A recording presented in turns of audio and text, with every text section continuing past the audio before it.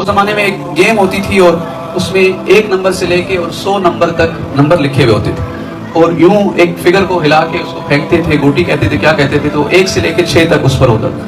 جتنے اضافہ ہوتا تو اتنی دفعہ وہ جو وہ گوٹی تھی کچھ بھی تھا وہ سفر کرتا تھا. 1 سے لے کے 5 تک پہنچ گیا، پھر چھکا آیا تو 5 سے 11 تک پہنچ گیا، 11 سے 17 ایسا ہوتا تھا. ہاں، اور پھر ایسا ہوتا کہ اگر کسی ایک پوائنٹ پہ پہنچتی تو وہاں ایک سانپ بنا ہوتا تھا، وہ وہاں سے اس فگر کو نیچے کی طرف لے آتا.